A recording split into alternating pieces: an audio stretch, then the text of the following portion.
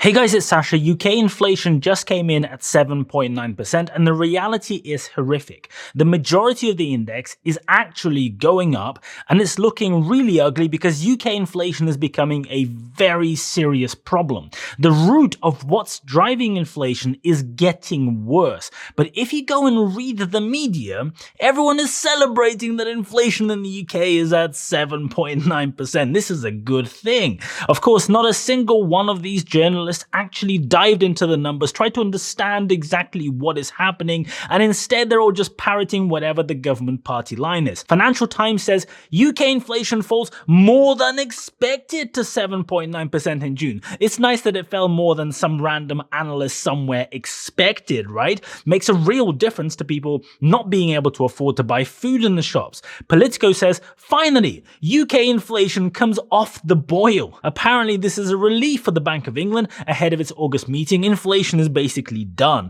The Telegraph weighs in with inflation falls to 16-month low with hopes of dramatic price drops on the way. So let's look at the actual numbers and let me explain why everyone is celebrating way too early. First, here is the overall inflation data, and you can see that the CPI, the Consumer Price Index, fell from 8.7% to 7.9%. And just below that, you can see that food has fallen from 18.3% to 17.3%. This is apparently a cause for celebration. That in the last 12 months, food has only gone up by 17.3% on average, and the drops in inflation on food are pretty small given the overall number. A big chunk of that came from a drop in milk and dairy products. You can see in the detailed data that inflation on butter fell from 14.1% to 7.1% in the last month. Whole milk is down from 20.5% to 18.2%. Low-fat milk down from 28.5% to 21.7%. Also, big up if you like your lamb and goat meat. Inflation on those is much lower than on beef and pork. Anyway, on average, food is still going up 17.3% in the last year, but look further down the table. Alcohol and tobacco, 9.2%, which hardly moved from 9.3% last month.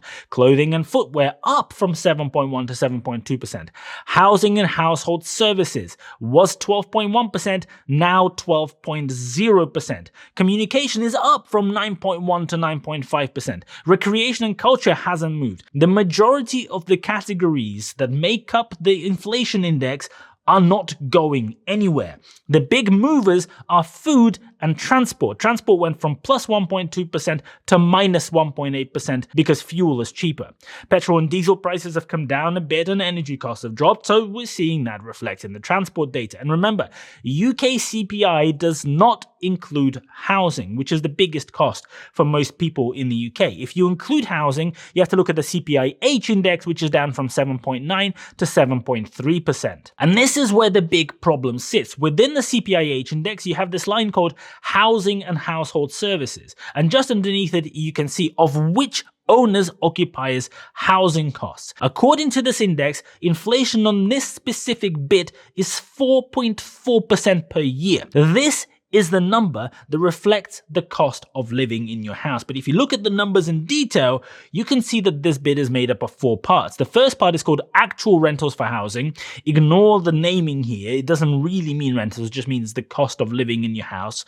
It's not just people paying rent. But then there's also maintenance, water supply, electricity, gas, and other fuels. And yes, you can see that after the UK government dropped the energy price cap, the energy inflation dropped from being 85% up to just 24%. But in the last 3 months, this number really hasn't moved anywhere. And this is because the energy companies just charge whatever the maximum is and ignore the fact that gas prices have now collapsed and continue collapsing, and every other key energy commodity has also collapsed. But hey, let's not look at that. Let's not talk about the profiteering greedy fucks. Let's instead look back at the detailed data. The problem is in this line 4.1 actual rentals for housing, because according to this line, the price of living in your house is up 5.5% year on year. But we know that 24 months ago, mortgage rates were sitting at 1 to 2%. They were sitting there for the best part of a decade. According to Money Facts, the average 2-year mortgage rate is at 6.7%, and this is going to go higher as the Bank of England continues raising rates. And pretty much every person with a mortgage in the UK has a fixed term of 2 to 5 years. So when it's time for everybody to remortgage, you either have to go onto the standard rate, which is 1.5 or 2% above whatever the Bank of England base rate, so at the moment that will be at around about 7%, or you have to go and get a new fixed deal and lock in an interest rate of 6.4% or whatever it is for 2 to 5 years. And the difference in interest rates, because they started so low and because they are now, relatively speaking, so much higher, that means that the typical mortgage is going to go up by about 60 to 70% when it's time to remortgage. And because the average mortgage is 2 to 5 years, every month, more people are going to see their mortgage prices explode because their mortgage is going to come up for renewal. This is just the start of the snowball. We haven't even seen it hit the inflation data. Inflation data says that the price of living in your house is only going up 5.5% at the moment. This number is nowhere near the actual impact some people are now beginning to see. And so this figure will explode in the coming months, and it's going to blow up household budgets, which is even worse. But here is where it gets worse yet, because the latest data from the Office of National Statistics says that the average wages in the UK have gone up 7.3% year on year. This is a huge problem because you can see that wages have started accelerating in the last few months, and now wage growth is equal to the CPIH, inflation that includes the cost of housing. Last week, Rishi Sunak announced that the public sector workers are getting a 6 to 7% wage increase as well. The reason that this is all a massive problem is that we are now entering an extremely dangerous wage price spiral. Other major economies like the United States, for example, managed to avoid this happening because wages were going up significantly lower and slower than inflation, and inflation then collapsed down before the inflation wage spiral had a chance to take hold. But in the UK, we are now seeing this, and this is a very serious issue because the people who sell you goods and services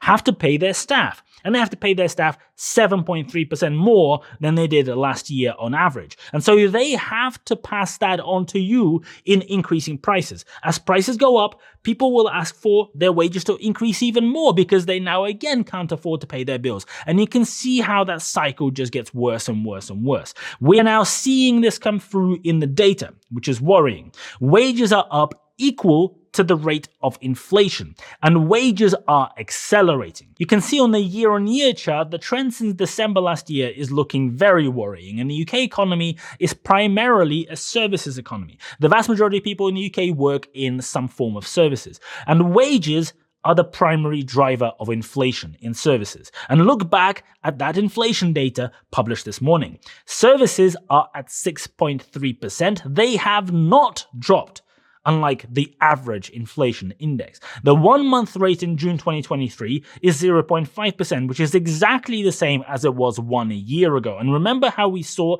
earlier that the majority of inflation categories are not reducing? Well, this is the crux of the problem.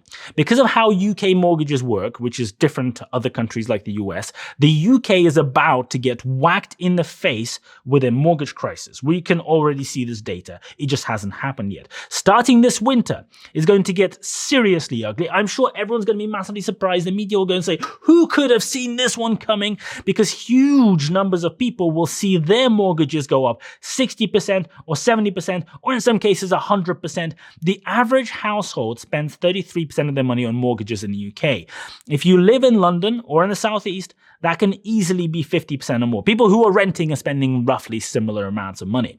So if that 50% or whatever the number that you are paying doubles, the technical term for the situation is you are completely fucked.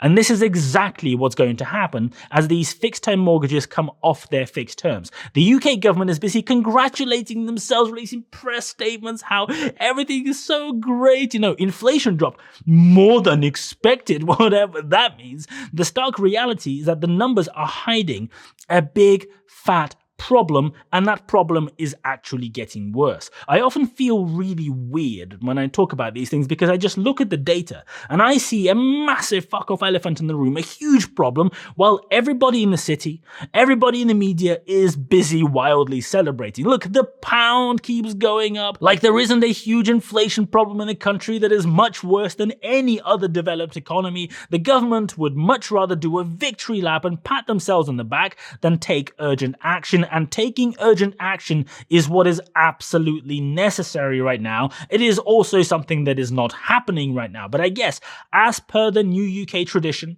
there will be some scandal before too long, and Rishi Sunak is going to get kicked out of being Prime Minister because the average tenure of a UK Prime Minister these days is about 3 seconds. So he doesn't give a shit about actually solving the problem. That's not something he will ever have to actually deal with. The likelihood is he will be long gone by the time this problem is a real big problem. And even if he is not long gone, he will just blame everybody but himself for the problem that he created while he was Chancellor and then exacerbated while being Prime Minister.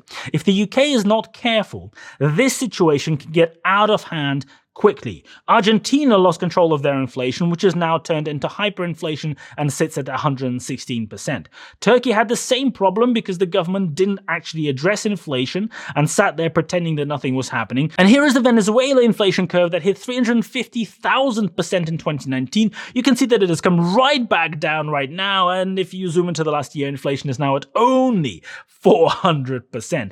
The UK economy is now completely separate from the EU. There is no wider bloc to stabilize things, prop things up. Brexit means that the UK government is busy doing insignificant trade deals with Australia, which, sounds nice, the media likes it, but achieves absolutely nothing in reality and does not in any way tackle the big elephant in the room. The UK economy is sleepwalking into a minefield, but the guys in charge know that they will jump ship before they actually get there. They're busy sticking fingers in their ears and pretending that nothing is happening, la la la, everything's great. Instead of taking urgent action, Jeremy Hunt, the guy who has never worked a day of his life in finance and is now in charge of the entire country's finances, is telling people that if they can't pay their mortgage, they can pay interest only for 6 months. This is just so bizarre. This is not any kind of solution to the problem. It doesn't address anything. It will make the banks a bit of extra money. Nice for the banks. But it doesn't solve anything. It doesn't address the issue that is underlying the problem. Confused.com just published data saying that car insurance prices are now exploding, up 40% in the last year. Actual rent prices in the UK are increasing by 10.4% in the last year, double what the official inflation data is saying. Corporate insolvencies are up at levels we haven't seen since the financial crash. But hey, nothing bad is happening, right? Because remember, goat meat is only up 5.8% in the last year.